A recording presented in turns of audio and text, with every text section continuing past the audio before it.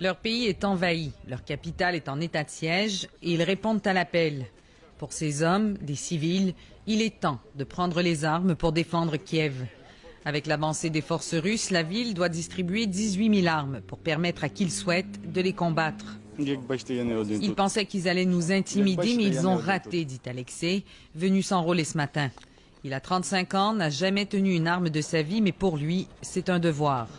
Ils sont très nombreux à se porter volontaires, mais ça ne suffira pas, pensent les autorités. Aujourd'hui, ils ont annoncé que les hommes de 60 à 65 ans pouvaient aussi se porter volontaires s'ils se sentent en forme physique, à leurs risques et périls. Il n'y a pas d'alternative pour l'Ukraine, dit ce recruteur. L'Europe devrait aussi comprendre que c'est pour eux que les Ukrainiens se battent. Je ne leur pardonnerai jamais de forcer les habitants de Kiev à se terrer dans le métro, dit-il. Ça, je ne peux pas.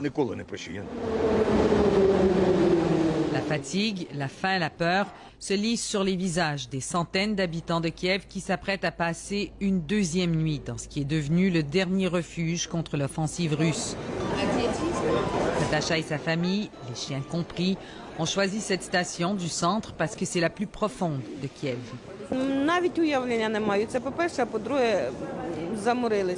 Je ne sais pas comment on en est arrivé là. On est très fatigué, dit-elle. Tout ça, les émotions, la peur, l'incertitude de ce que sera demain, on a très peur. Et pour cause. Aux premières heures du matin, des explosions ont retenti dans une ville qui ne dormait sans doute déjà pas. Le ciel encore obscur s'est illuminé de rouge.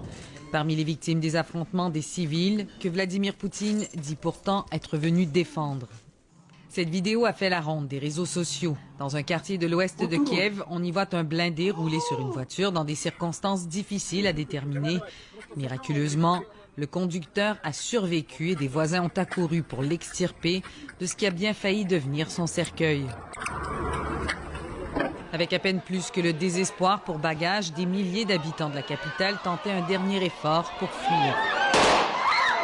Des tirs pour disperser une foule de plus en plus près de céder à la panique. Il faut arriver à passer, mais comment faire avec un enfant, demande Maria. Le chien a peur, c'est dangereux, nous ne partirons pas, se résigne-t-elle.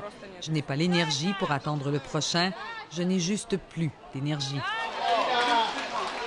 La force qui leur reste, ils espèrent la donner à ceux qui portent l'uniforme, leurs héros, ceux qui ne peuvent pas fuir, qui ne peuvent pas tomber. C'est à eux que s'est adressé Vladimir Poutine dans la journée, accusant leurs dirigeants des pires défaillances morales. Emparez-vous du pouvoir, ce sera plus facile pour nous d'en arriver à une entente, leur a-t-il dit, qu'avec cette bande de drogués et de néo-nazis qui retiennent la population en otage à Kiev. Nous sommes tous ici, nos militaires sont ici, les citoyens de la société aussi. Nous défendons tous notre indépendance, notre pays, et cela le restera, lui a rétorqué Volodymyr Zelensky. Kiev n'est pas sur le point de retourner ses armes contre lui, quoi qu'en pense le président russe. La nuit tombée, Kiev était de nouveau secoué par le bruit assourdissant d'explosions répétées, beaucoup plus tôt que la veille, beaucoup plus fréquentes. Le président ukrainien s'est une fois de plus adressé à ses concitoyens. L'ennemi va utiliser toutes ses forces pour briser notre résistance, a-t-il prévenu. Ils seront cruels et durs. Ce soir, ils vont lancer une attaque en règle. Il faut rester fort. Le sort de l'Ukraine se décide maintenant. La nuit sera très sombre et difficile, mais le jour va se lever, a-t-il ajouté. Et avec lui, une question demeure. Alors que les militaires russes ont déjà un pied logé dans la porte de la capitale, la volonté, les armes, la fierté et le patriotisme des Ukrainiens suffiront-ils à les sauver?